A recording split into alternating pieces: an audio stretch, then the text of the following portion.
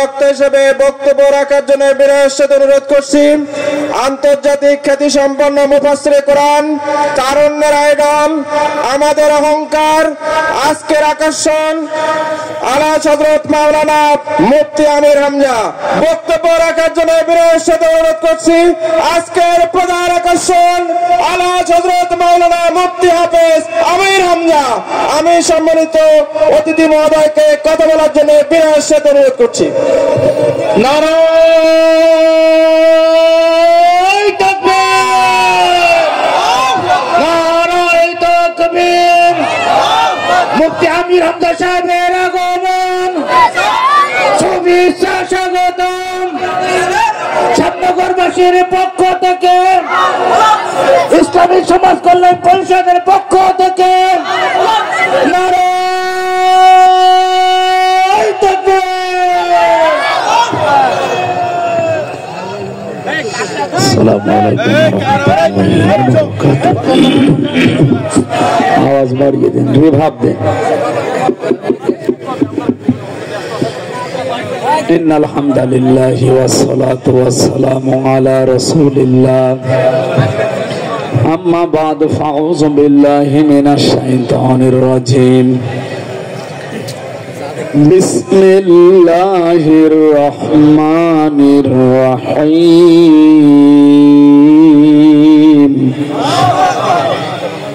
ইয়া আইয়ুহাল্লাযীনা আমানু মা লাকুম ইযা ক্বিলা লাকুম ইনফিরু ফি সাবিলিল্লাহ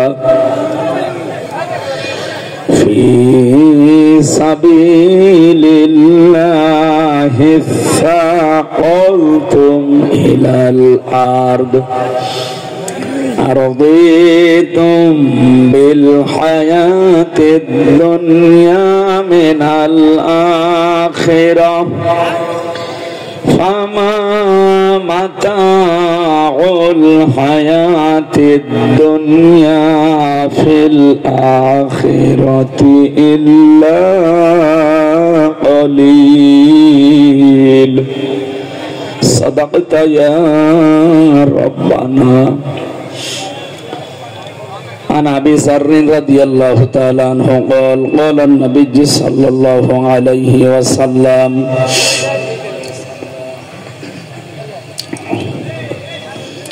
من ادعى ما ليس له فليس منا وليتبوأ مقعده من النار رواه مسلم.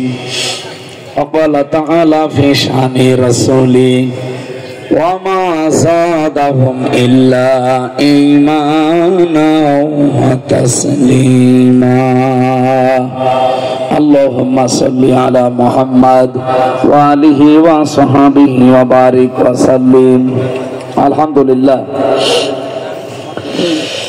বাংলাদেশের ঐতিহ্যবাহী জেলা সাতক্ষীরা শ্যামনগর থানার অন্তর্গত ইসলামী সমাজ কল্যাণ পরিষদ, এই নামটা বললে কলিজা ভরে যায়।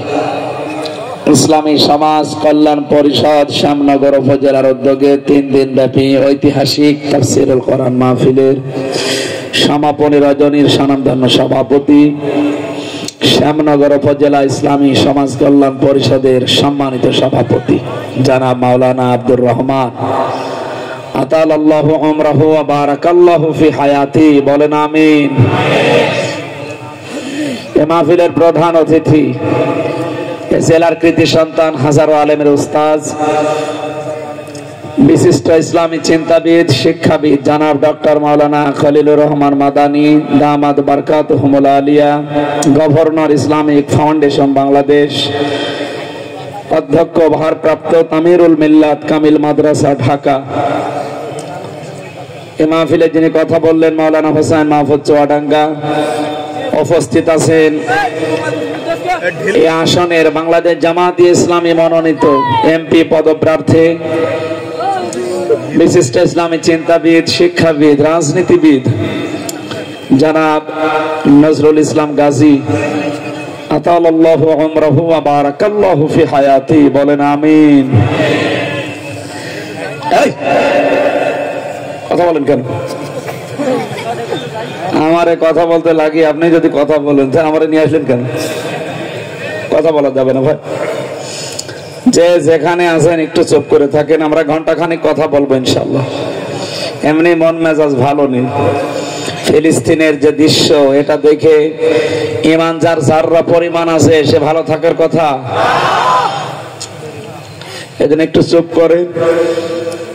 আমাদের সামনে কি দায়িত্ব কর্তব্য, এখন বাস্তবতার নিরিখে সেই কথাগুলো কোরআন থেকে আমরা শোনার চেষ্টা চালাবো ইনশাআল্লাহ। মঞ্চে বসে আছেন অত্র এলাকার যারা সর্বজন শ্রদ্ধাভাজন ব্যক্তিত্ব, তারপরও ওয়ালাকাদ কাররামনা বানি আদম, আল্লাহ তাআলা বলেন আমি বনি আদম সন্তানকে সম্মান দিয়েছি। আল্লাহ কি জানিয়েছেন যে আমি মুসলমানকে সম্মান দিয়েছি, আমি হিন্দুকে সম্মান দিয়েছি? বনি আদম সন্তান যারা তাদেরই সম্মান আছে। কে বলছেন? বলেন। অথচ সেই বনি আদম সন্তানদের ভেতরে সর্বোৎকৃষ্ট যারা, উলাইকা হুম খায়রুল বারিয়া, সৃষ্টি জগতের ভেতরে যারা শ্রেষ্ঠ, সেই ইমানদার মানুষদেরকে আজ দুনিয়া থেকে বিনা কারণে বিদায় করা হচ্ছে। আর এর পেছনে যার সমর্থন জোগাচ্ছে এই অভিশপ্ত জাতি ইহুদিদেরকে, এক নম্বরে মুশরিকরা, দুই নম্বরে খ্রিস্টানরা। এক নম্বরে যারা সমর্থন দিয়েছে 257টা দেশের ভেতরে অভিশপ্ত জাতি, নিকৃষ্ট জাতি ইহুদিদেরকে, এ পাশে আমাদের প্রতিবেশী দাদা বাবুরা। সবাইকে আমরা খারাপ বলি না, কিন্তু যারা এত বড় অন্যায় দেখার পরেও যে মানুষগুলো সমর্থন জানাতে পারে, এই মানুষগুলো যে জাহান্নামে যাবে, আগুনে প্রবেশ করবে, এতে কোনো সন্দেহ নেই।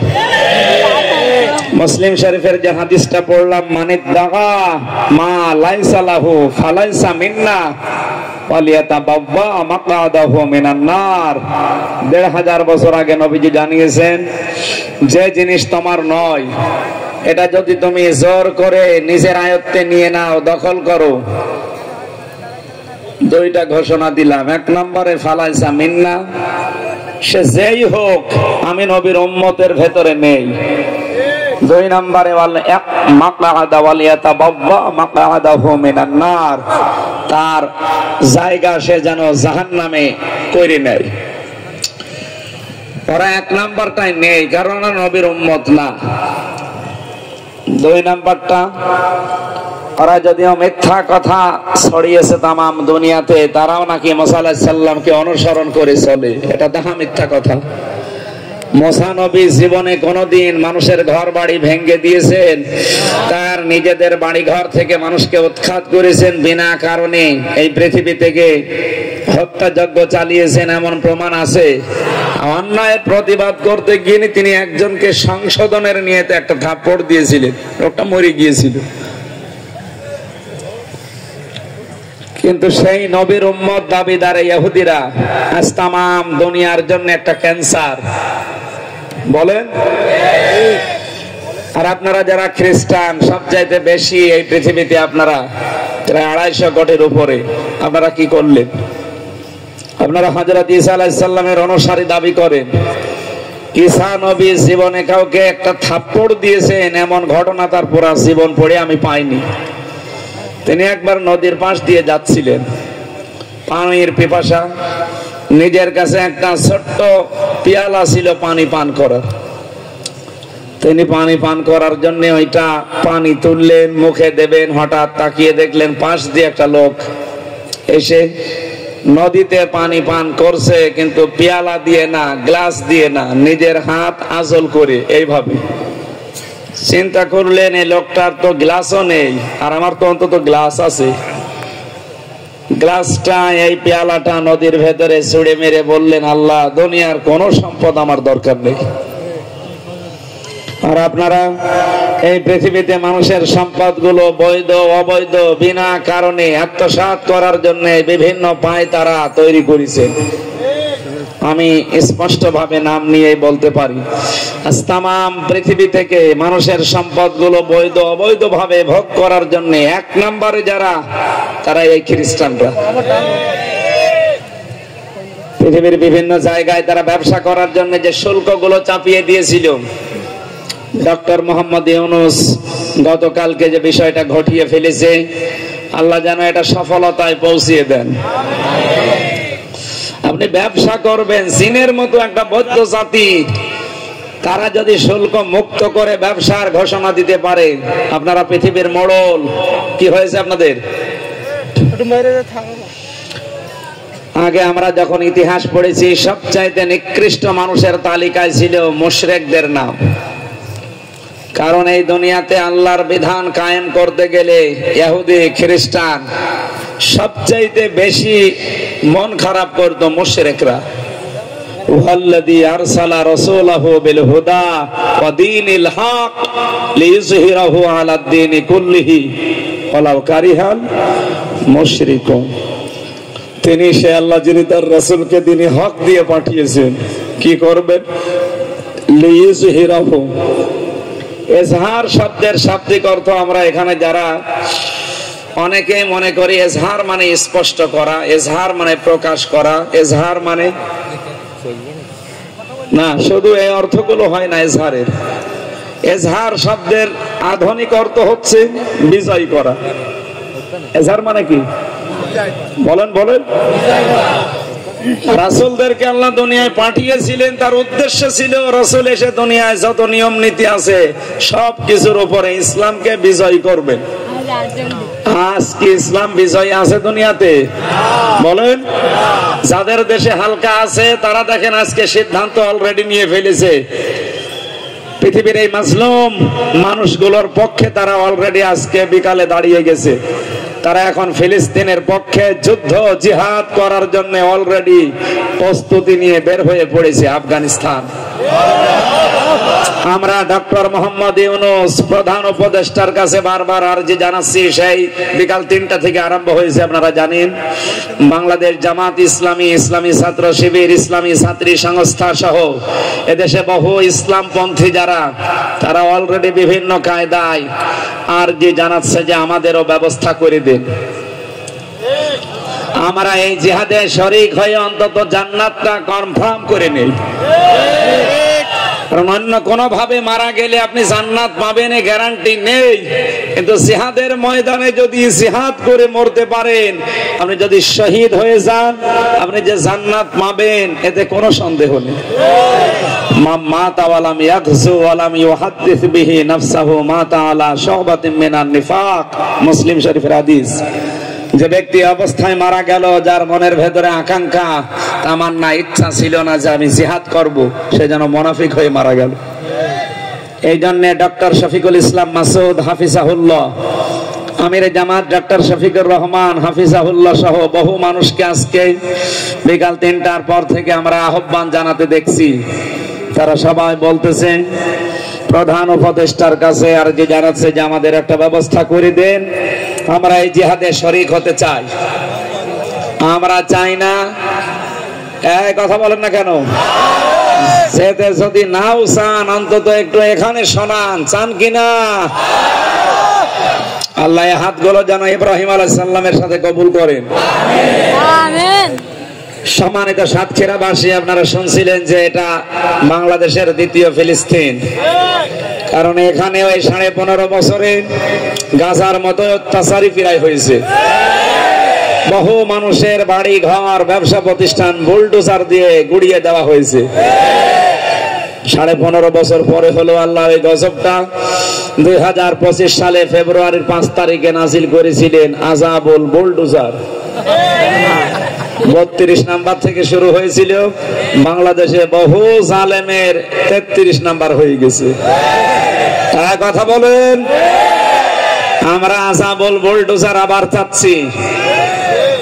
রব্বুল আলামিন, তুমি আবরাহাকে যেভাবে ধ্বংস করেছিলে, ফেরাউনকে ধ্বংস করেছিলে, নমরুদকে ধ্বংস করেছিলে, কারুনকে ধ্বংস করেছিলে, তুমি যেমন রহমান, তুমি যেমন গফুর রহিম, তুমি তো কাহার এবং জাব্বার। কি কথা বলে?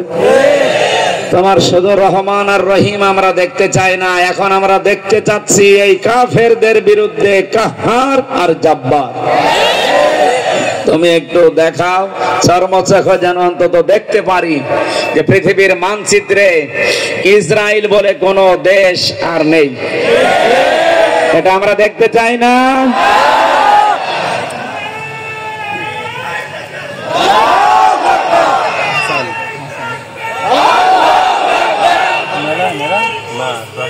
আমাকে কথা বলতে দেন, ঠিক আছে। হাদিস ছিল কি, মানিদ্দাগা মা লাইসা লাহু মিন্না, যেখানে আপনার কোনো অধিকার নেই সেটা যদি কেউ জোর করে দখল করে তার দুইটা শাস্তি হবে। এক নম্বরে সে নবীর উম্মত থাকতে পারবে না। বাংলাদেশের জন্য এটা অনেক ক্ষেত্রে প্রযোজ্য।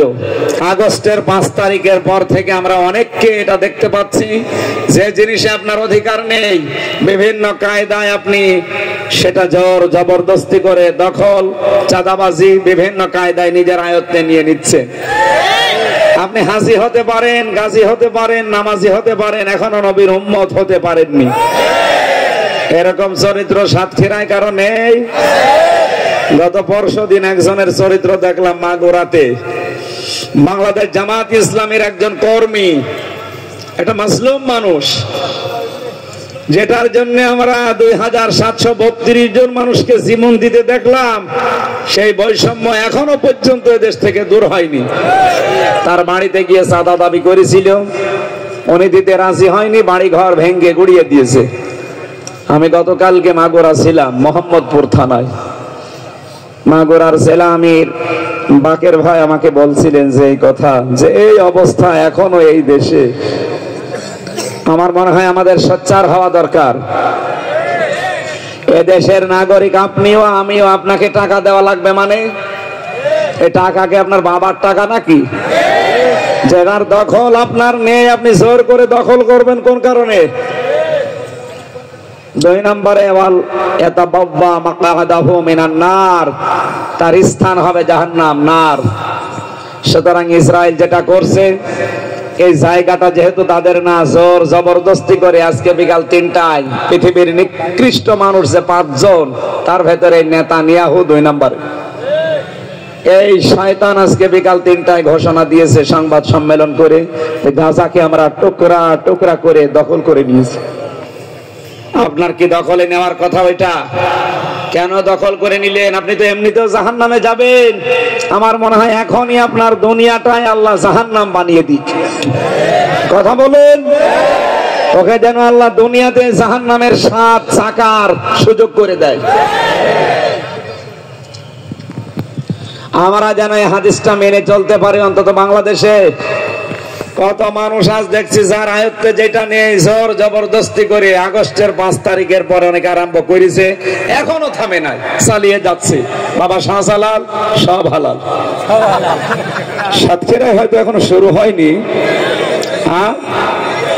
হাট দখল, মাঠ দখল, বাজার দখল, মাছের ঘের দখল, কি পেয়েছেন কি আপনি? সুতরাং এগুলো আমরা চাই আপনারা বন্ধ করবেন, নয়তো আপনারাও ঘৃণিত হয়ে যাবেন। বাংলাদেশে বহু মানুষ আমরা দেখছি, একটা মাসলুম সংগঠন, তারাও জাতীয়তাবাদী দল বিএনপি, তাদের নাম নিয়ে আজ কিছু মানুষ উঠে পড়ে লেগেছে তাদেরকেও পচিয়ে ফেলার জন্য, ডুবিয়ে ফেলার জন্য। তার ভেতরে চাঁপাইনবাবগঞ্জের স্বামী স্ত্রী 2 জন, তারা আমার মনে হয় আদা জল খেয়ে লেগেছে। আর ওদিকে কিশোরগঞ্জের ফজু পাগলা, এদেরকে অতি তাড়াতাড়ি পাবনায় পাঠান। আমি কয়েকদিন আগে গিয়েছিলাম পাগল দেখার জন্য, যে দেখি অনেক পাগল চলে গেছে। যেহেতু জায়গাগুলো ফাঁকা আছে, আমার মনে হয় এদেরকে পাঠানো দরকার, যে কিছুদিন থাকেন, মেরামত হয়ে তারপরে আসেন। আপনি এই কথা বলতে পারেন? একজন মহিলা, একটা দাজ্জুস মহিলা, সে ফতোয়া দিচ্ছে আলেমদের বিরুদ্ধে, যে এই দেশের আলেম ওলামা ইমাম, আলেম ওলামা তো বলছে না, বলছে আলেম ওলেমা। ওলেমা না ওলামা? ওলামা এটা বহু বছর আলেমের, আরো ওইটা পুরো পাল্টিয়ে ফেলেছে, আলেম ওলেমা। আমি এক জায়গায় মনে হয় চট্টগ্রামে বলেছিলাম না পাবনায় যেন, যে ওনারা স্বামী স্ত্রী যে আরম্ভ করেছে, ওনারা পাপিয়া বলা ঠিক না, ওটা পাপি বলা দরকার। মনে দেখলাম কালকে চাঁপাইনবাবগঞ্জে আমার নাম ধরে আর মিজান আজহারের নাম ধরে বক্তব্য দিচ্ছে আমরা নাকি জামাতের প্রোডাক্ট। উনি এই কথা জানিয়েছে চাঁপাইনবাবগঞ্জের মানুষদেরকে যে দেখেন, এই যে আমির হামজা আমার বাবা মার দেওয়া নাম পাল্টিয়ে দিয়েছে, এই অধিকার তারে কে দিল? আল্লাহর নবী একজনের নাম পাল্টিয়ে দিয়েছিলেন। নাম কি? আবু জাহেল। আবু জাহেলের নাম শোনেননি? ওর নাম কি? আবু জাহেল কি? আবুল হাকাম। আবুল হাকাম থেকে যদি ওই কাজ না করে তারে আবু জাহেল বানিয়ে দিতে পারে, পাপিয়া থেকে আপনি পাপি অলরেডি হয়ে গেছেন। কারণ যা বলেছেন তাও বানা করলে আপনার ঈমান থাকার কথা না। বলেন এরা যেন কোন দলের পক্ষে ভোট না চায়। আরে ভাই, ভোট আমি চাই না, আল্লাহ আমাকে চাইতে নির্দেশ দিয়েছে। সূরা নিসা 58 নম্বর আয়াত। মারেফুল কোরআন তাফসীর নিয়ে আসেন বাংলায়, আমি আপনাকে দেখাবো। আমানাত এ বহু বচন, এই শব্দের ব্যাখ্যায় লেখা আছে 9টা। 1 নম্বরে ভয়কাট্য ভোট। যদি বিশ্বাস না করেন আলেমদের জিজ্ঞাসা করেন।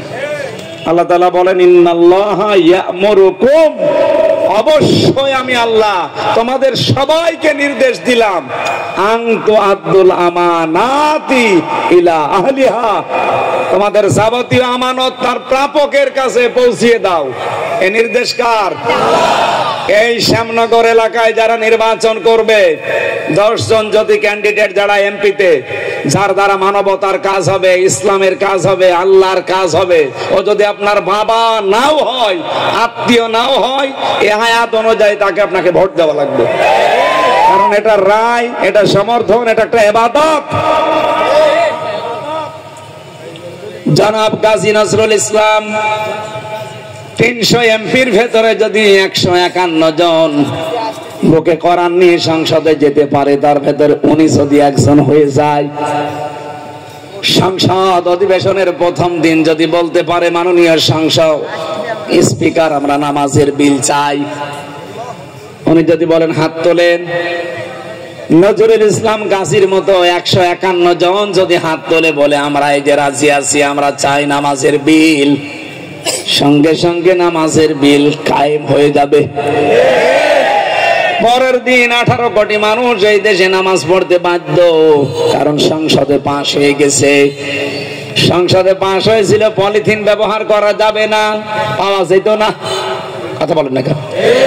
ওখান থেকে যেইটা পাশ হয় সেইটা দেশের মানুষ মেনে নিতে বাধ্য। 18 কোটি মানুষ যখন নামাজ আরম্ভ করবে, আপনি হয়তো নজরুল সাহেবকে একটা ভোট দিয়েছিলেন, 18 কোটি মানুষ নামাজ পড়লে যে সওয়াব হয়, ওই সওয়াব আপনি এক এক দিনেই পেয়ে যাবেন। এটা দুনিয়ার কাজ হয় কি করে? এই ভোট চাওয়া এটা দুনিয়ার কাজ। অনেকে বলে না এটা ব্যবসা, ধর্ম ব্যবসা। এটা যদি ধর্ম ব্যবসা হয়, আপনি যেটা করছেন ওটা কি বলেন?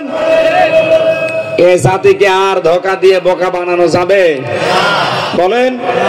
আর আমি যে ভোটের কথা বলি, এটা আমাকে বানিয়ে বলি, বলে হাদিহি সাবিলি আদউ ইলাল্লাহ।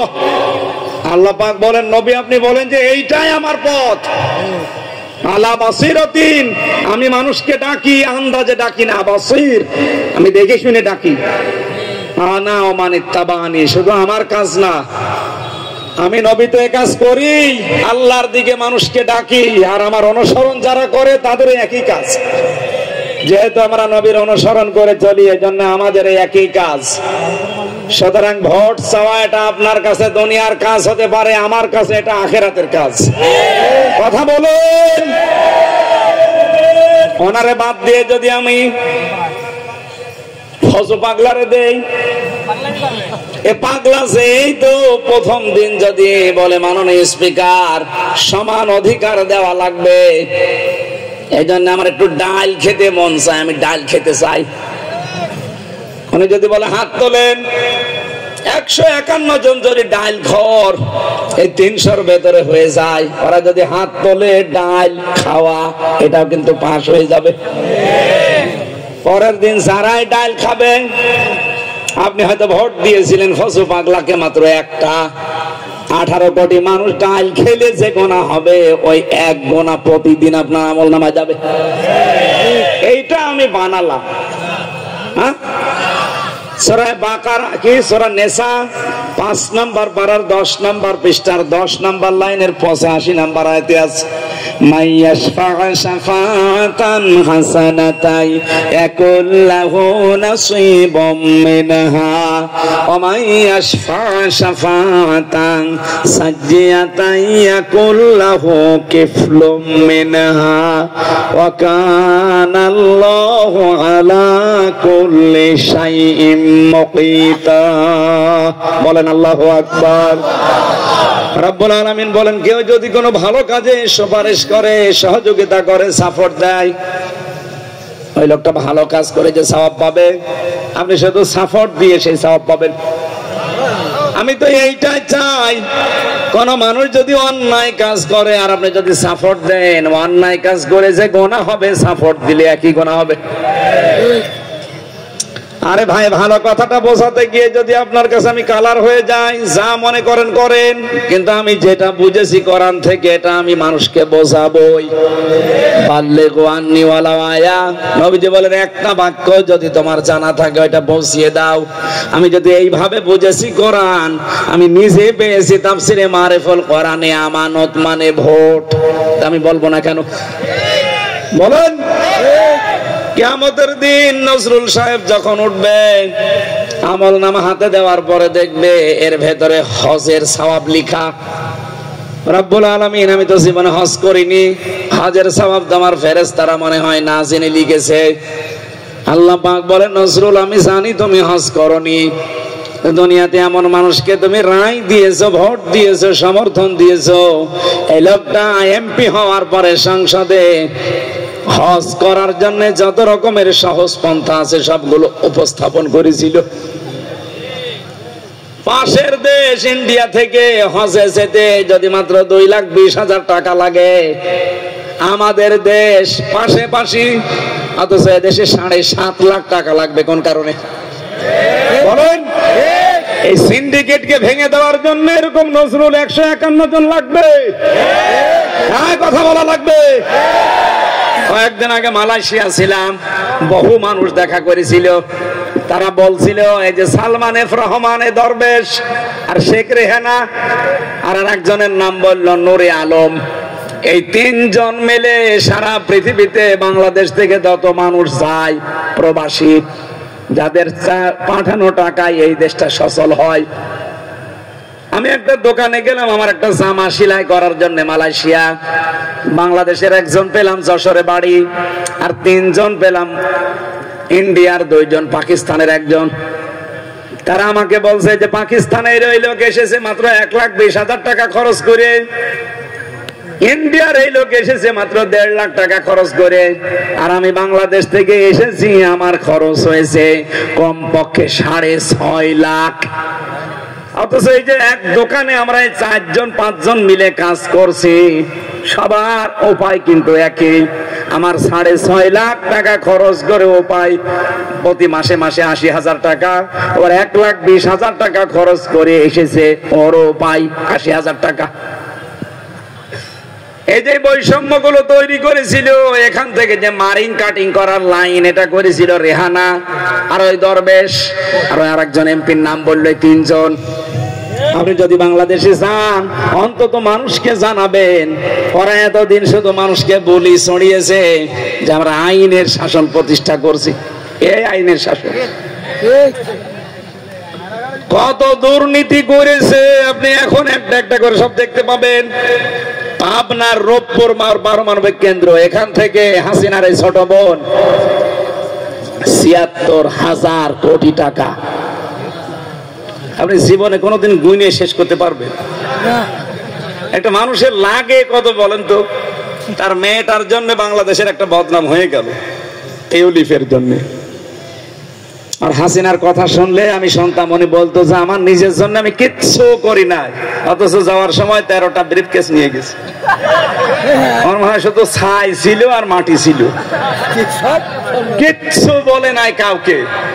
যাওয়ার সময় পাইলটকে বলেছে, ওগুলো উঠেছে ব্রিফকেস, বলছে জি চলো। কেন কাওয়া কাকুকে একটু বলতে পারলেন না যে কাওয়া চলে গেলাম? অন্তত আমার নাম্বারটা জোগাড় করে তো কল দিতে পারতে যে হামজা 3 বছর জেল খাটালাম, চলে যাচ্ছি, মাফ করে দিও। কিছুই বললেন না, মাফও চাইতেন না। আপনাকে যে মাফ করবো, মাফ চাওয়া লাগবে না? বলেন।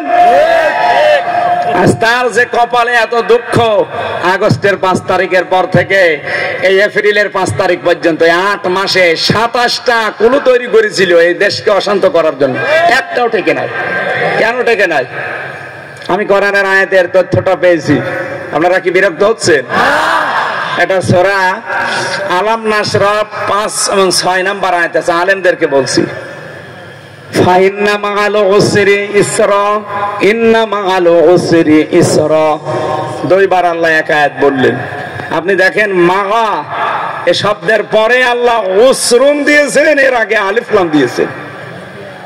আমি চিন্তা করলাম যে উসরুন শব্দের শাব্দিক অর্থ কষ্ট। আমি এটা পেয়েছি তাফসিরে ফি জিলালিল কোরআনে। এর আগে আল্লাহ আলিফ লাম দিয়ে মারেফা করে দিলেন, নির্দিষ্ট করে দিলেন। তার আগে আবার মা, এর আগে আবার ইন্না। কিন্তু এর পরের শব্দ যেটা ইসরা, এ শব্দ কিন্তু নাকেরা, এটা অনির্দিষ্ট। এটার বেলায় আল্লাহ আর আলিফ লাম দেয়নি। আমি অনেকগুলো তাফসির মিলিয়েছিলাম, শেষ পর্যন্ত ফি জিলালিল কোরআন সাজ্জাদ কুতুব, আল্লাহ তাকে জান্নাতের সুউচ্চ মাকাম দান করে সহজ সরল ভাষায় তিনি বুঝিয়েছেন। বলেন তো, আমরা কি কোরআন 100% বিশ্বাস করি কিনা? আরো জোরে বলেন। এই আয়াতের সারমর্মে আমি যেটা টিকায় পেয়েছি, আমি মিলিয়েছি যে মিলছে বাংলাদেশে। আল্লাহ তাআলা বলেন অবশ্যই কষ্টের পরে সুখ, কিন্তু কষ্টের কথা বলতে গিয়ে নির্দিষ্ট করে দিলেন আলিফ লাম দিয়ে, মারেফা। আপনি যদি দুনিয়াতে একটা কষ্ট পান 3টা কারণে, কয়টা? 3টা। আমি আলেমদেরকে আবার বলছি, একটু ভালো করি। 3টা কারণে যদি আপনি একটা কষ্ট দুনিয়ায় পান, এই দুনিয়া আখিরাত মিলে আপনাকে কমপক্ষে 70টা সুখ আল্লাহ দান করবে। হ্যাঁ, কষ্টটা যদি এই 3 কারণের বাইরে কোনো কারণে পান, তাহলে আপনার কিন্তু পুরস্কার হবে না। আমি কি আবার রিপিট করব? না, আমি রিপিট না করলে আপনি বুঝবেন না। কষ্ট পাওয়া লাগবে আপনাকে কয় কারণে? 1 নম্বরে আল্লাহর জন্য, 2 নম্বরে রাসূলুল্লাহর জন্য, 3 নম্বরে মানবতার জন্য। এই 3 কারণে যদি আপনি কষ্ট পান, এক একটা কষ্টের জন্য আপনার সামনে আল্লাহ কমপক্ষে 70টা সুখ অপেক্ষা করাচ্ছে। বাকি অপর পৃষ্ঠায় দেখুন, দুনিয়াতে কেউ যদি অবৈধ কোন সুখ ভোগ করে, একটা কি সুখ? অবৈধ সুখটা যদি অবৈধ হয়, আর ওটা যদি একটাও দুনিয়ায় আপনি ভোগ করেন, একটা অবৈধ সুখের জন্য 70টা দুঃখ আপনার জন্য অপেক্ষা করছে। আর এটা আল্লাহ দুনিয়া আখিরাত মিলে আপনাকে দেবেই, নয়তো কোরআন শরীফ মিথ্যা হয়ে যাবে। এবার আসেন তো বাস্তবতায়। এই 15.5 বছরে যারা ভোটের নামে তামাশা করে, নির্বাচনের নামে তামাশা করে, আপনি নিজেও জানতেন যে এটা পুরা তামাশা, ইয়ার কি মারা। রাতের ভোট দিনে হয়ে যায়, এমনি 154 জন হয়ে যায়। আপনি জানার পরও আগ বাড়িয়ে বললেন আমি এমপি হব। এমপি হয়ে আপনি টাটকা কিছু সুখ পেয়েছেন, সাতক্ষীরায় পাইনি। হ্যাঁ, বলেন না কেন? আপনি যে জানা শোনার পরও অবৈধ সুখ ভোগ করলেন, যেই কয়টা সুখ ভোগ করেছেন, প্রতিটি সুখের জন্য 70টা দুঃখ অপেক্ষা করছে। 15.5 বছরে হাসিনা যত অবৈধ সুখ পেয়েছে, এক একটা সুখের জন্য 70টা দুঃখ আল্লাহ তাকে দেবে। এই জন্য তো একটা মিশনও সফল হয় না। আমি কি বেশি বললাম না? ঠিক আছে, এক একটা অপরাধের জন্য, সুখের জন্য যদি 70টা দুঃখ লাগে, ওর অপরাধ সুখ কত ছিল বলেন? এই সাতক্ষীরায় যখন বুলডোজার দিয়ে এই মানুষগুলোর বাড়ি ঘর ভাঙতো, ও ভিডিও দেখতো আর আনন্দ করতো, হচ্ছে। কিন্তু আল্লাহ 15 বছরের ব্যবধানে পুরা উল্টিয়ে দিয়েছে। ওইটা আযাবুল বুলডোজার নামে নাজিল হয়েছে এই ফেব্রুয়ারির 5 তারিখে। দেখেন, অনারটা তামাম দুনিয়া দেখেছে। আর আমার মনে হয় এরকম মানুষদের বাড়ি ঘর যারা ভেঙেছে, এই সময় তো শুধু ওই মানুষগুলো হাসতো যারা অবৈধ, এখন 32 নাম্বার 33 নাম্বার এগুলো ভাঙ্গা দেখে তামাম দুনিয়া হাসতেছে। এগুলো তো একটা, এরকম দুঃখ ঝামেলা আসবে কয়টা? এখানে যারা এগুলো করেছেন তাদের জীবনে আল্লাহ এগুলো ঘটাবেই। আমার কুষ্টিয়ার হানিফ এই অবৈধ সুখ ভোগ করেছে বহু। এই অবৈধ সুখ ভোগ করার জন্য সাতক্ষীরা, খুলনা, বাগেরহাট এই 3টা জেলার যত মাছের ঘেড় আছে, আমার মনে হয় 100টা ঘেড়ের প্রায় অন্তত 70টায় তার ছিল বিভিন্ন কায়দা কৌশলে। মানে বাগেরহাটের অর্ধেকই তো তার, খুলনা বাগেরহাটের অর্ধেকই সে নিজের করে নিয়েছিল। এই অবৈধ সুখ যারা ভোগ করেছে আল্লাহ এমন দেখানো দেখিয়েছে, ওর বাড়ির পায়খানার প্যান পর্যন্ত খুলে নিয়েছিল। খুলেছে কে? না না, সরা এটা আছে। আপনি এখন বলেন যে হানিফের নাম কোন জায়গায়, ওর নাম নেই, কিন্তু ওর বংশধরদের নাম আছে। ওর পূর্বপুরুষ যারা ওইরকম ছিল তাদের নাম আছে। এটা পাবেন সূরা আনআম 8 নাম্বার 7 নাম্বার পারা 12 নাম্বার পৃষ্ঠা 4 নাম্বার লাইনের 45 নাম্বার আয়াতের প্রথম অংশে আছে। ফাকতিয়া দাবিরুল কওমিল্লাযিনা যালামু, আল্লাহ পাক বলেন জালেমদের শিকড় কাটা হয়ে গেছে। কেটেছে কে? আল্লাহ। কতিয়া এটা মজুল, এর ফাইল জানা নেই, এর কর্তাকে জানে না। আর সারা বাংলাদেশে, শুধু সাতক্ষীরা না, সারা বাংলাদেশের 630টা থানা আমি কম বেশি প্রায় সব জায়গায় গেছি, যেখানে যে দেখি জালেমদের বাড়িঘর সব জনশূন্য হয়ে আছে। এগুলো ভেঙ্গে মাটির সাথে গড়িয়ে দিল কে? আবার আল্লাহ বলে এর কর্তাই তো জানা নেই, কে করেছে কেউ জানে না। এই আযাব তো আগস্টের 5 তারিখে নাজিল হয়েছিল একবার, আবার এই ফেব্রুয়ারির 5 তারিখে ডবল করে নাজিল হয়েছে। এই জন্য ডক্টর মোহাম্মদ ইউনূস গত বর্ষতে উনি বারবার জানিয়েছে যে হাসিনাকে হয় ফেরত দেন, নাই মুখ বন্ধ করে। ও আবার এরকম উস্কানি দেবে। 32 নম্বর তো 33 নম্বর হয়ে গেছে, আরো অন্তত 34-35 যা আছে সব 36 হয়ে যাবে। এই কথা বলেন না কেন? এগুলো কি যারা করছে তাদেরকে আপনি খুঁজে পাবেন এখন? কুষ্টিয়ার হানিফ সাহেবের বাড়ি, ইনো সাহেবের বাড়ি, কারা কি করেছে কেউ জানে না। আমার মনে হয় ফেরেশতা এসেছে। এজন্য আমাদের শিক্ষা নেওয়া দরকার। এত বড় বিশাল একেবারে ইউনিয়ন থেকে সংসদ পর্যন্ত সব তাদের নখদর্পণে ছিল। এত বড় জালেমদের যদি শিকড় কেটে দিতে পারে, তাও জানা নেই কে কেটেছে। যারা খাই খাই খাই খাই করছেন, কিচ্ছু চায় না, শুধু নির্বাচন চায়। এরকম কিছু মানুষ আছে না? কিচ্ছু চায় না, শুধু নির্বাচন চায়। ঠিক আছে দিলা, দিয়ে কি করবেন? চেয়ারে বসবেন, আবার শুরু করবেন। 3 বার চ্যাম্পিয়ন হয়েছিলেন, এখন 4 বার হবেন। এদেশের মানুষ এখন আর আগস্টের 5 তারিখের আগে নেই, এখন চলছে এপ্রিলের 6 তারিখ। হ্যাঁ, কথা বলেন না কেন? আবার যদি ধানটা কেউ খুলে বসেন, হ্যাঁ খুলতে পারেন, 5 বছর পরে আপনার বাড়িও শ্মশান হয়ে যাবে। আগস্ট মাস বেশি দেরিও নেই, আর মাত্র 2 মাস। কয়দিন আছে? এপ্রিল, মে, জুন, জুলাই, এরপরে কি? মাত্র 3 মাস পরে মাস আসতেছে। ঝামেলা করবেন না আবার না জানি কোন ঘটন ঘটে যায়, কারণ আগস্ট আসলে তো সমস্যা। আমার ভাইরা, যে কথাটা তুলছিলাম বলার জন্য, পৃথিবীর ময়দানে আপনি ভালো কাজের যদি সমর্থন জানান, কিয়ামতের দিন ওনার আমলনামায় হজ না করে হজের সওয়াব দেখতে পাবে, যাকাত না দিয়েও যাকাতের সওয়াব দেখতে পাবে, পর্দা না করেও পর্দার আয়াতের সওয়াব দেখতে পাবে। এই কারণেই পাবে, কারণ এই কারণগুলো ঘটাতে যারা কাজ করেছিল উনিও তাদের ভেতরে একজন।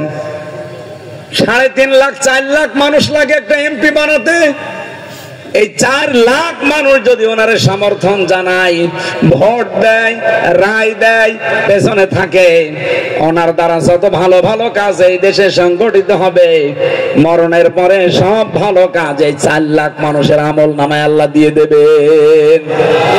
এরকম কিছু সামনে আমরা করতে চাই না? এক কথা বলুন। এই সুযোগ আল্লাহ করে দিচ্ছে, এরপরও যদি আমরা ভুল করি আগামী 100 বছরের সুযোগ আর আসবে না। এত ষড়যন্ত্র থেমে নেই। ডক্টর মোহাম্মদ ইউনূসের সাথে নরেন্দ্র মোদীর বৈঠক হওয়ার পরে আমরা নতুন এক ষড়যন্ত্রের গন্ধ পাচ্ছি। কি আপনি টের পেয়েছেন? বৈঠকের পরের দিন দেখলেন না, একদল রাস্তায় কিন্তু কিছু ঝটিকা মিছিল করেছিল, জামাত শিবির রাজাকার এই মুহূর্তে বাংলা ছাড়। কেন 7-8 মাস পার হয়ে যাচ্ছে, এতদিন তো স্লোগান কেউ দিচ্ছিল না, হঠাৎ করে দিচ্ছে, মানে একটা দুর্বিসন্ধি আছে। অনেকে বিভিন্ন ফাঁদে পা দিয়ে ওরা জানিয়েছে যে এই দেশ থেকে যদি জামাত ইসলাম, ছাত্র শিবির, ছাত্রী সংস্থা এদেরকে মাইনাস করে রাখা যায়, আগামীতে তোমাদেরকে আমরা বসাবো, তোমাদের দিয়ে আমরা কাজ করাবো। আমি আবার বলছি, বাংলাদেশ কিন্তু আগস্টের 5 তারিখ পার করে ফেলেছে।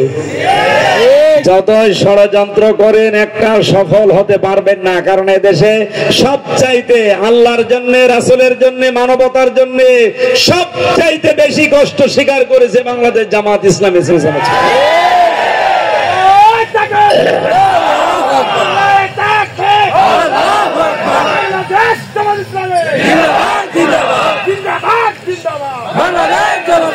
এদের এক একটা কষ্টের জন্য শোক পাবে দুনিয়া আখিরাত মিলে কয়টা? বলেন বলেন। কষ্ট কি আমরা কম পেয়েছি? 15.5 বছরে যদি 15টা কষ্ট পেয়ে থাকি, এক একটায় যদি 70টা হয়, 15-70 কত হয় বলেন? ক্যালকুলেটর নষ্ট হয়ে যাবে। সুতরাং এই সবগুলো আল্লাহ দুনিয়া আখিরাতে আমাদের দেবে নি। আল্লাহর কথা মিথ্যা বলেন হয়, আর আমরা 100 ভাগ বিশ্বাস করে এটা আমাদেরকে আল্লাহ দেখাবে। ওয়ালা সাউফা ইউতিকা রাব্বুকা ফাতারদা, হে নবী অতি শীঘ্রই আপনাকে আমি এমন কিছু দেব যাতে আপনি খুশি হয়ে যাবেন। সেই দৃশ্য আল্লাহ আমাদেরকে অলরেডি দেখাচ্ছেন। যা করেছি আল্লাহ রাব্বুল আলামিন, তোমার কাছে আমরা এই মাজলুম অবস্থায়, মুসাফির অবস্থায় একটা জিনিসই চাই, তুমি এই দেশে 56,000 বর্গ মাইলে কোরআনের হাতে তুলে দাও। আমরা এটা অন্তত দেখে ধন্য হতে চাই যে বাংলাদেশটা অলরেডি আল্লাহর কোরআন দিয়ে চলছে। এটা দেখতে চান না? কারা চান দেখে? লিল্লাহি তাকবীর। এই দেখেন তো হাত তোলেনি কে?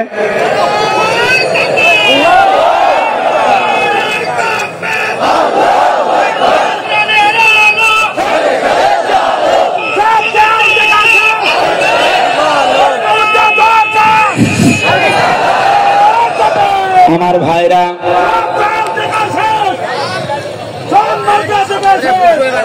সম্মানিত ভাইরা, আমি স্বামী স্ত্রীর ওই 2 জনের কথার জন্য কথাগুলো বললাম, নাই বলতাম না। পাগলকে যদি বলা হয় নৌকা নাড়াবি না, বলে আমার মনে ছিল না। আমাদের তো আসলে মনে ছিল না। আপনারা মাজলুম একটা দল, কিন্তু এই কাজগুলো করবেন কেন?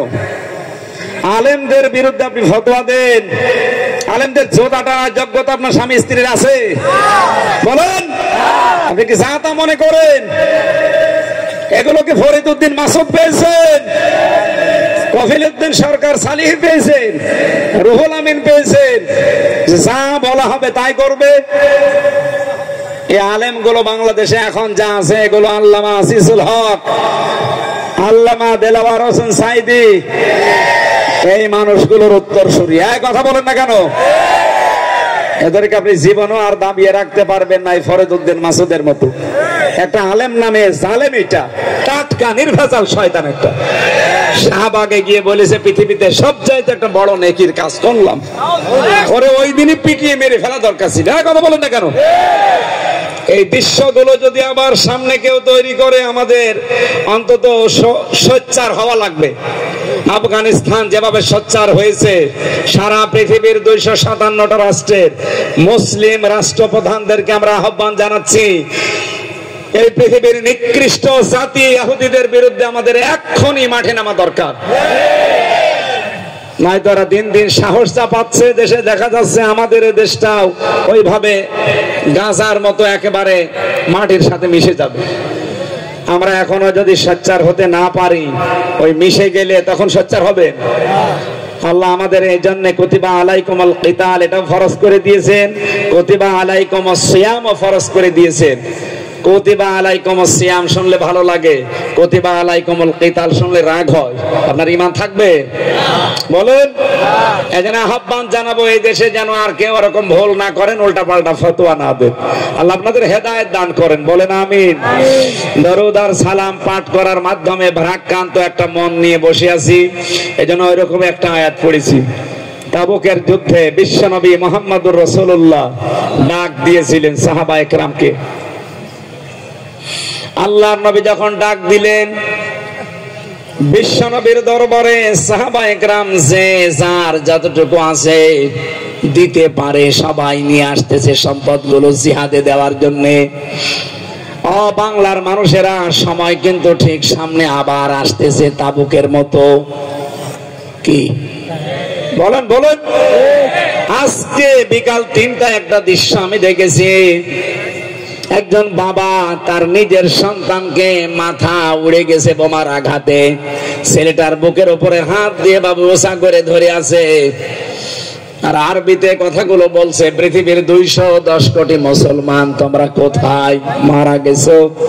আমার এই মাথা হারা সন্তান, এই মস্তক হারা সন্তানকে আমি আরশের দিকে তুলে ধরলাম, কিয়ামতের দিন এইটা দিয়েই তোমাদের বিরুদ্ধে মামলা দেব। বিশ্বের মুসলমানেরা কি জবাব দেবেন? নবীজি হযরতে বেলালকে ডাক দিয়ে বললেন, মানুষের ভেতরে ঘোষণা দিয়ে দাও যে যতটুকু পারে মসজিদে নববীতে আমি আমার চাদর বা রুমাল বিছিয়ে দিয়েছি, তারা যেন এখানে জিহাদের ময়দানে দান করে। যে যতটুকু পারে দিয়ে আসতেছেন। সর্বশেষ হযরতে আবু বকর সিদ্দিক রাদিয়াল্লাহু তাআলা আনহু বাড়ি থেকে বের হবেন। হযরতে আবু বকরের স্ত্রী উম্মে রোমানা রাদিয়াল্লাহু তাআলা আনহা ডাক দিয়ে বলে, স্বামী আমার কোথায় যান? নবীজি ডাক দিয়েছে জিহাদের ময়দানে যে যতটুকু পারে সে যেন দিয়ে দেয়। আজকে তো দেওয়ার মতো সেরকম কিছু নেই, যা ছিল টোপলার ভেতরে নিয়ে নিয়েছি। স্ত্রী ডাক দিয়ে বলে, স্বামী আমার একটু অপেক্ষা করেন, আমার কাছে কিছু আছে আমিও দিতে চাই। চুলার ভেতরে কিছু ছাই ছিল, ওগুলো তুললেন। ওইগুলো তোলার পরে তিনি টোপলা বেঁধে বললেন, স্বামী আমার এটা ধরেন। সাহাবায়ে কেরাম যুদ্ধের ময়দানে জিহাদ করতে যদি আহত হয়, এই ছাই দিয়ে ব্যান্ডেজ বানিয়ে তাদের ক্ষত স্থানটায় কাজে লাগাতে পারবে। আরেকটু অপেক্ষা করুন, আমি বাড়ির ভেতর থেকে আসি। ঘরের ভেতরে গিয়ে বিছানায় একটা খেজুরের পাটি বিছানো ছিল, তিনি তুলে নিলেন, নিজের শরীরে জড়ালেন। নিজের পরনের পোশাক যেটা আছে খুব ভালো না, খুব খারাপ না, মাঝারি, ওটা খুলে প্যাকেট করে স্বামীর হাতে দিয়ে বললেন, স্বামী আমার এটা নবীজিকে দিয়ে বলবেন, যুদ্ধে জিহাদের ময়দানে সাহাবায়ে কেরাম যখন ক্ষত স্থান ব্যান্ডেজ করার জন্য কাপড় লাগবে, আমার এই কাপড়টা কাজে লাগবে। বিশ্ব নবীর কাছে এসে এগুলো সামনে রাখলেন। ফেরেশতা জিবরাইল এসে বলে, ইয়া রাসূলুল্লাহ সাল্লাল্লাহু আলাইহি সাল্লাম, আবু বকরের ঘরের খবর আপনি জানেন? বলে, না জানি না। এত কিছু বলেও না আমাকে। নবীজি তাকিয়ে দেখলেন জিবরাইল এসেছে ঠিক, কিন্তু পরনে তার খেজুর পাতার পাটি। ফেরেশতা জিবরাইলের সাথে আগে পরে হাজার হাজার লক্ষ ফেরেশতা, সবার পরনে একই পোশাক, খেজুর পাতার পাটি। নবীজি বললেন, ফেরেশতা জিবরাইল একই পোশাক পরে আসলে?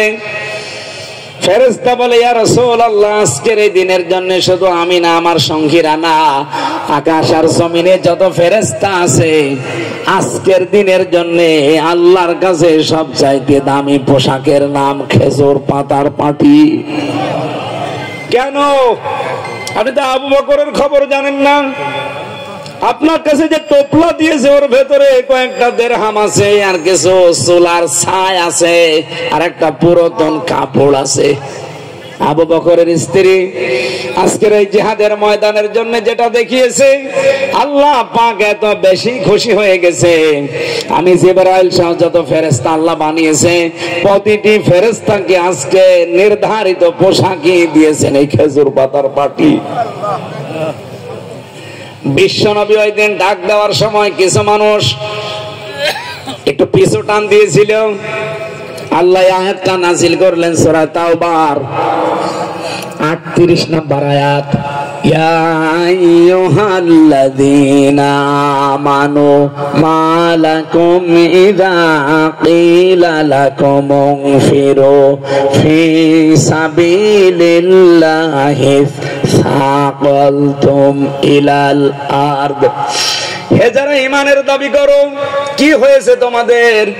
আল্লাহর পথে বের হওয়ার জন্য যখন আহ্বান জানানো হয়, বিভিন্ন যুক্তি সামনে খাড়া করো, বিভিন্ন সোতানাতা সামনে নিয়ে আসো, বিভিন্ন রকমের জিনিস আল্লাহর নবীর সামনে বলো। কি হয়েছে তোমাদের? আরাদিতুম বিল হায়াতিদ দুনিয়া মিনাল আখিরা, তোমরা কি আখিরাতের তুলনায় দুনিয়ার জীবন পেয়ে সন্তুষ্ট হয়ে গেছো নাকি? আজকে আসার সময় একটা হাদিস পড়ছিলাম, বিশ্বনবী বলেন আমার উম্মতেরা যতদিন মরণের সিদ্ধান্ত নিয়ে ময়দানে থাকবে, ততদিন তাদেরকে পৃথিবীতে কেউ দাবিয়ে রাখতে পারবে না। এই তামান্না আজ আমরা ভুলে গেছি, এই জন্য আমরা দেবী আছি। কথা বলেন ঠিক কিনা? যেহেতু আমরা এখন আর ঘুমিয়ে থাকতে চাই না, সজাগ হতে চাই।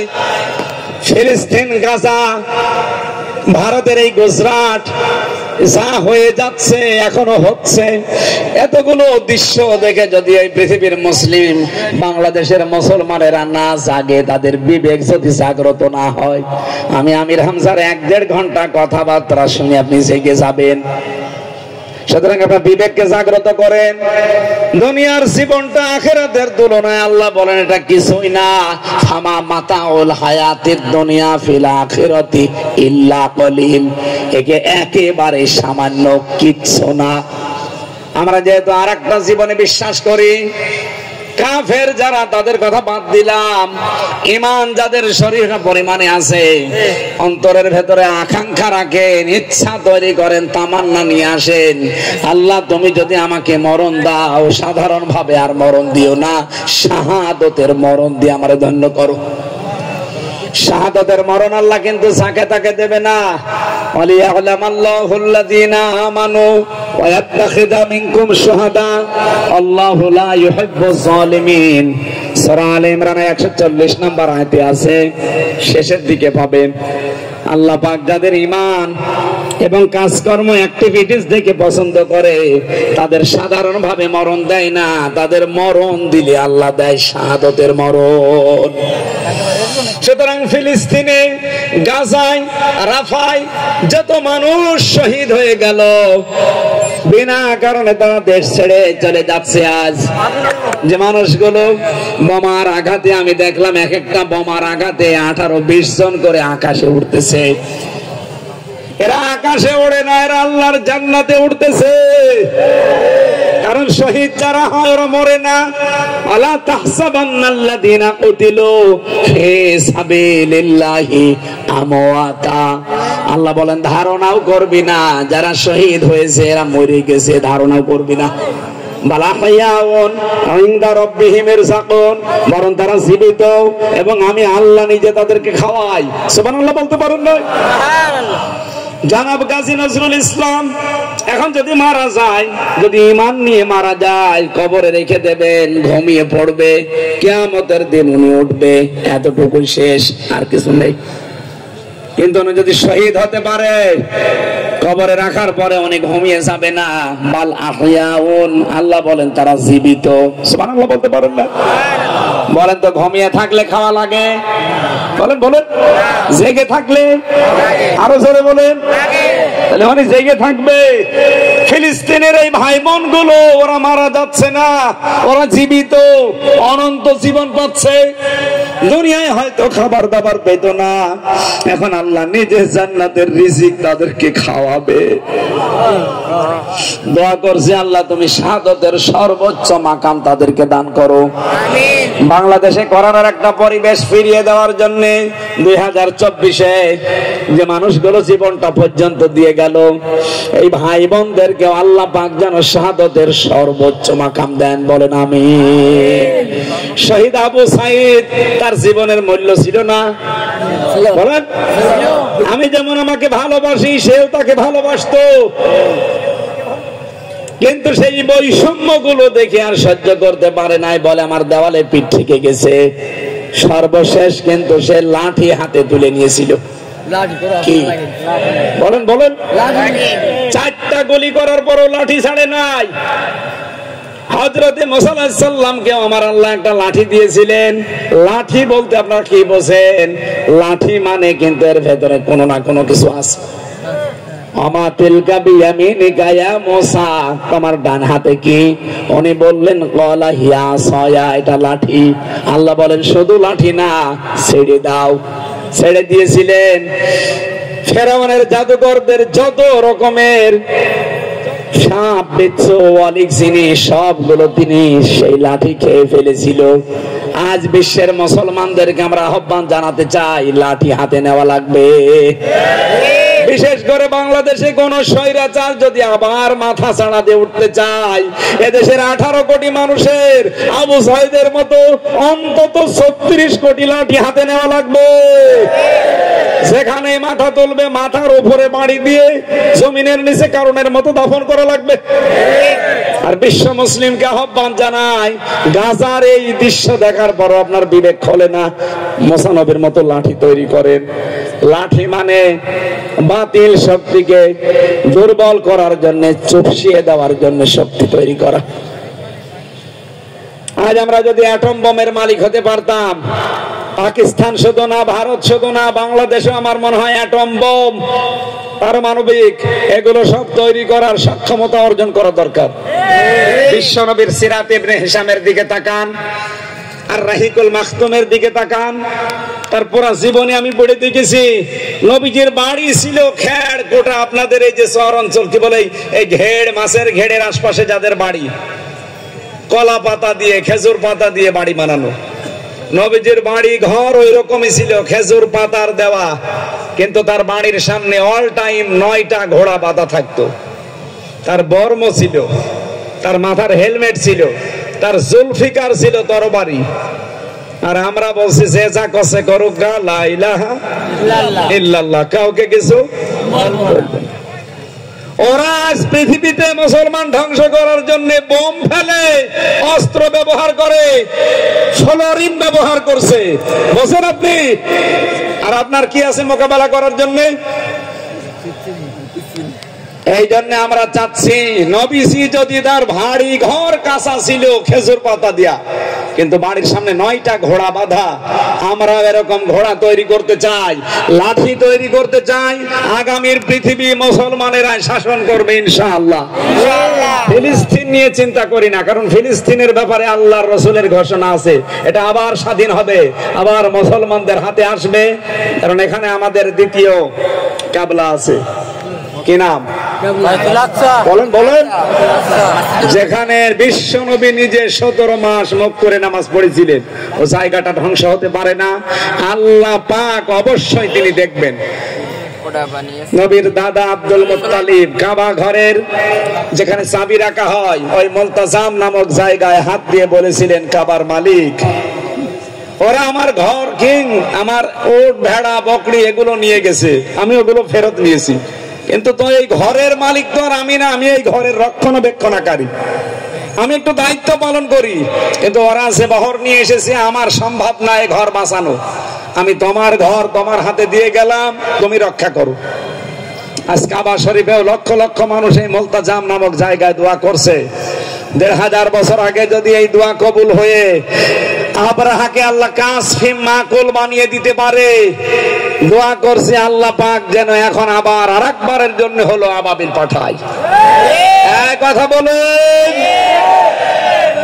মুসা আলাইহিস সালামকে আল্লাহ বলেছিলেন আসমাউ ওয়া আরা, আপনাকে আমি ময়দানে ছেড়ে দিয়ে আরশে বসে তামসা দেখছি না, আমি সব দেখতে পাচ্ছি, সব শুনতে পাচ্ছি।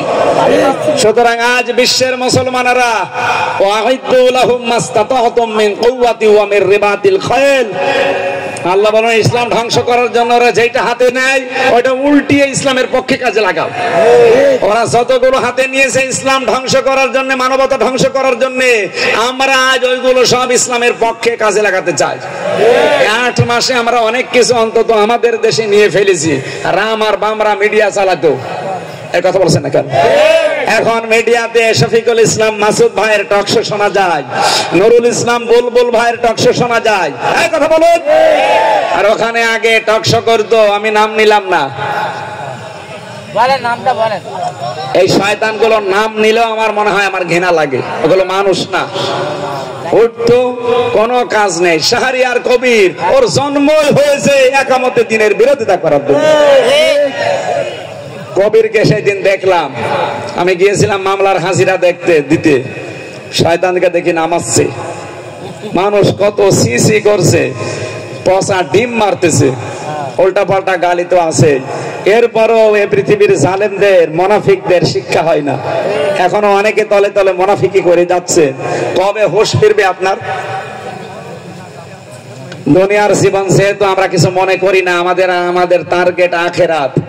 এই জন্য নবীজি ওই সময় ডাক দিয়েছিলেন, যারা মুনাফিক মার্কা চরিত্রের ছিল তারা আসে নাই, কিন্তু যাদের নির্ভেজাল ঈমান ছিল তারা বের হয়েছিল। আজ বাংলাদেশে কথা সবার কাছে ভালো লাগবে না, মুনাফিকের মতো চরিত্র যাদের, কোরআনের কথা শুনলে ভালো লাগবে তাদের, কিন্তু যারা পরিমাণ ঈমান যাদের আছে, আমরা কিন্তু আজ উদ্বুদ্ধ, আমরা তৈরি করতে চাই এ বাংলাদেশের মিডিয়াগুলো ইসলামের হাতে থাকবে, পত্রিকাগুলো ইসলামের হাতে থাকবে, ডাক্তারগুলো ইসলামের হাতে থাকবে। এক কথা বলুন, ডাক্তার বাংলাদেশে তৈরি করেন, ডাক্তার ফাতেমা সিদ্দিকার মতো রাজশাহীর।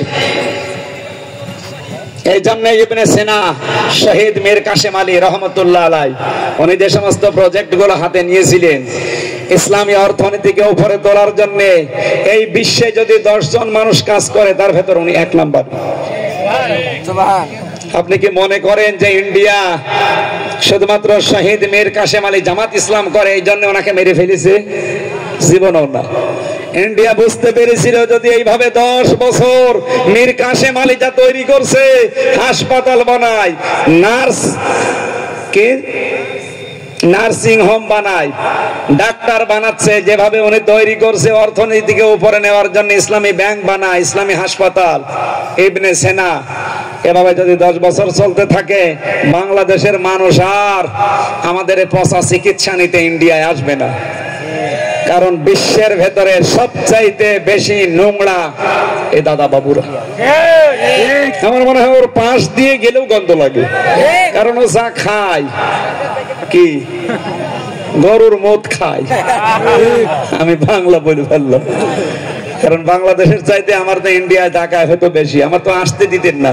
আর খুলনা বিভাগ আমার জন্য তো হারাম ছিল, আল্লাহর ওলি হানিফ সাহেব আর ইনু সাহেব, আর এখানে আপনাদের এই সাতক্ষীরার 2 জন ছিল, এরা 2 জন লেলিন এই শ্যামনগরে একবার এসেছিলাম, 2 মিনিট পরে আমারে নামিয়ে দিয়েছিল। গাবুরা না কোন জায়গায় যেন, সেই শয়তান বেশি আছে কোথায়? আজ আসেন, মাইক দিয়ে দিলাম, কেটে নিন, মাইক ছেড়ে দিলাম। 2 মিনিট না, আজকে 1 ঘন্টা পার হয়ে গেছে, মাইক কেড়ে নিন। আসেন তো দেখি কোন মায়ের দুধ খেয়েছেন, আসুন। আজকে ভর্তা বানিয়ে ফেলা হবে ইনশাআল্লাহ। এই শক্তিটা আমরা মুসলমানের দেখতে চাই সামনে, কথা বলছেন, এইটাই দেখতে চাই। আল্লাহ তাআলা বলেন ইল্লা তানফিরু ইউআযিবকুম আযাবান আলিমা, যদি বের না হও কঠিন আযাব তোমাদের জন্য আসতেছে। ওয়াস্তাবদিল কওমান গায়রাকুম, যদি তোমরা এই কাজে ইনভলভ না হও তোমাদের পরিবর্তে ওয়ালা তাদুররুহু শাইআ, এমন একটা জাতি আমি সামনে তৈরি করে দেব যাদের কোনো ক্ষতি তোমরা করতে পারবে না। সুতরাং এই জায়গায় আমরা এমন মানুষ যেতে চাই, আমার আল্লাহ যাদের যাদেরকে পছন্দ করবেন, যাদের ঈমান এবং যাদের অ্যাক্টিভিটিস গুলো পছন্দ হয়, আমি আগেই বলেছি তাকে আল্লাহ সাধারণভাবে মরণ দেয় না, কিসের মরণ দেয় বলেন বলেন? শহীদ মীর কাসেম আলী রহমতুল্লাহ আলাইহি এমনি মরে যেতে পারতেন না, আল্লাহ তাকে শাহাদাতের মরণ দিয়েছে।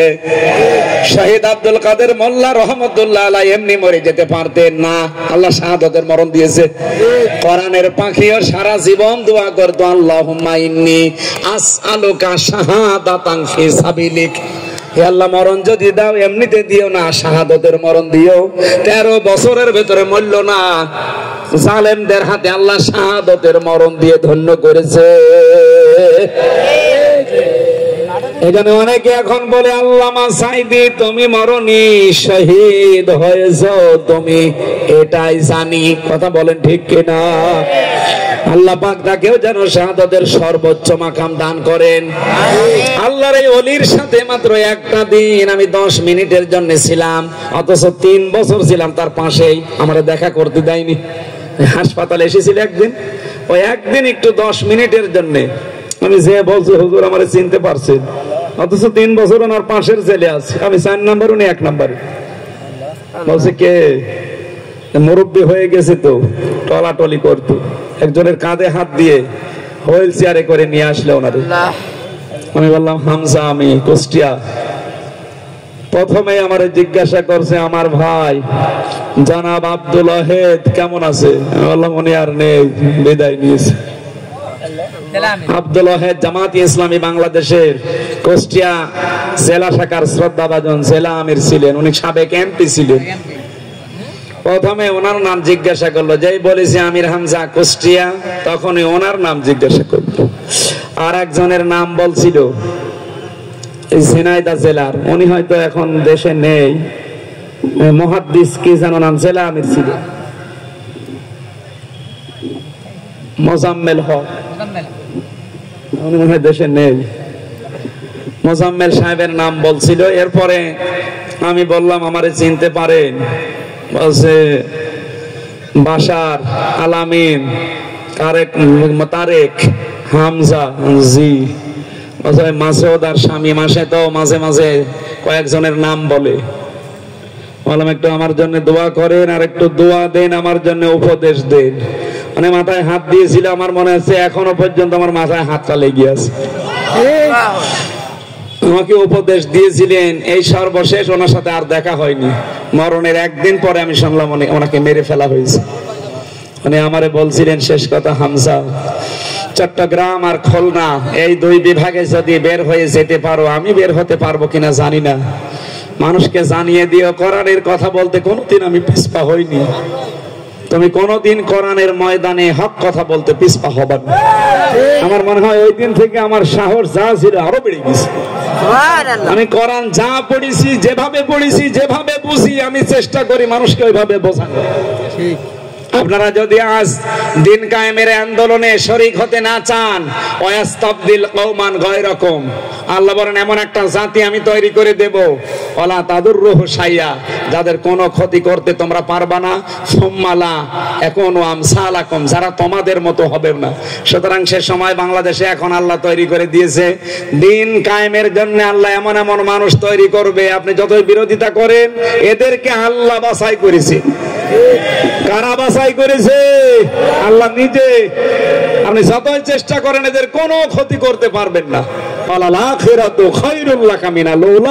এদের পূর্বের চাইতে পরে ভালো। সুতরাং যাই হয়ে গেছে 54 বছরে, সামনে যা দিন আসবে সব ইসলামের দিন। আরো জোরে বলেন, আমরা এই দিন অপেক্ষায় আছি। আল্লাহ যেন চর্ম চোখে অন্তত দেখে মরার তৌফিক দেন। 56,000 বর্গ মাইল আল্লাহর এই কালাম দিয়ে চলছে, বলেন আমিন। ওদার আহ্বান জানাচ্ছি ফিলিস্তিনের জন্য, যে যেখান থেকে আছেন সবাইকে তার সর্বোচ্চ দিয়ে, শুধু বাংলাদেশ না সারা পৃথিবীর মানুষ এটা শুনছে, বিভিন্ন ভাষায় রূপান্তর হচ্ছে। সবাইকে আহ্বান জানাচ্ছি তার নিজ জায়গা থেকে আপনারা ঝাঁপিয়ে পড়বেন। ইসরায়েলের মতো অভিশপ্ত জাতিকে আল্লাহ যেন এই দুনিয়ার মানচিত্র থেকে গায়েব করে দেন, আমিন। ফিলিস্তিনের মানুষের জন্য আল্লাহ হামি ও নাসির হয়ে যান। মা বোন যারা এসেছেন, কারাগারে বসে বসে 3টা বছর শয়তানরা আমরা পড়তে দেয়নি, কিন্তু আমি কাগজ কলম পেয়েছিলাম, চুরি করে লিখেছিলাম। মেয়েদের পারিবারিক জীবন নিয়ে 2টা বই লিখেছি, দাম্পত্য জীবনের কলহ এবং তার সমাধান। যেহেতু আলাদা করে মেয়েদের 12টা বেজে যাচ্ছে, কিছু বলতে পারলাম না। আপনারা যারা আছেন মেয়ের জন্য, বোর জন্য এটা নিয়ে যাবেন আমার গাড়ি থেকে। গাড়ি কোথায়? ওই যে গেটের মুখে আছে, গাড়ি থেকে বইটা নিয়ে যান, যে পড়াবেন নিজের মেয়েকে, মাকে। পুরাটা লেখা আছে, 120 পৃষ্ঠা লিখেছি। ওটা নিলে পরিবারে শান্তি আসবে ইনশাআল্লাহ। আল্লাহ আমাদের তৌফিক দিন কোরআনের পক্ষে থাকার। আল্লাহুম্মা আমিন। লা ইলাহা ইল্লা আনতা সুবহানাকা ইন্নী কুনতু মিনাজ জালিমিন। আল্লাহুম্মা গফিরলি ওয়ারহামনি ওয়াহদিনি ওয়াফিনি ওয়ারযুকনি ইয়া রাব্বাল আলামিন। আল্লাহ, রাত 12টা বেজে যাচ্ছে, গভীর এই রজনীতে সাতক্ষীরার শ্যামনগর এই জনপদের দিকে একটু তাকাও। কোরআনে কারীম আমরা মনোযোগ সহকারে শুনেছি, যতটুকু শুনেছি এতটুকু আমল করার তৌফিক দাও রব্বুল আলামিন। ফিলিস্তিনের গাজা এই মানুষদের জন্য হামে ও নাসির হয়ে যাও। পৃথিবীর নিকৃষ্ট জাতি, অভিশপ্ত জাতি এই ইসরায়েল, আল্লাহ এদেরকে দুনিয়ার এই জমিন থেকে তুমি হালাক করে দাও। সাতক্ষীরার এই মাটির নিচে যারা ঘুমিয়ে আছে এদেরকে তুমি জান্নাত দিয়ে দাও আল্লাহ তাআলা। প্রধান অতিথি আজকে যিনি ডক্টর খলিলুর রহমান মাদানী, আজকের মাহফিলে অন্যতম যিনি বসে আছেন আমার ডান পাশে বাম পাশে যারা, জনাব গাজী নজরুল ইসলাম, বিশেষ করে মাওলানা আব্দুর রহমান সহ যত আলেম ওলামা এখানে এসেছে, প্রত্যেকটি আলেম ওলামাকে কবুল করে নাও।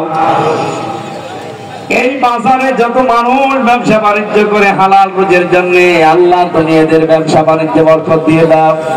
আসমান জমিনের বালা মুসিবত থেকে এদেরকে বাঁচাও আল্লাহ তাআলা। এটা সুন্দরবনের এলাকা, সুন্দরবনের যত কল্যাণ আছে এদেরকে দান করো, যত অকল্যাণ আছে তুমি এদেরকে বাঁচিয়ে রাখো আল্লাহ। সাতক্ষীরার এই জনপদ ইসলামের জন্য আরো উর্বর করে দাও। মা বোনদেরকে পর্দায় থাকার সুযোগ দাও, তাদেরকে তুমি খাদিজার মতো বানিয়ে দাও আল্লাহ। জালেমের জেলখানায় 3টা বছর আমার শরীরটা নষ্ট হয়ে গেছে, এমন কোন জায়গা নেই আমার 3.5 হাত বডিতে যেখানে জালেমরা টর্চার করে নাই।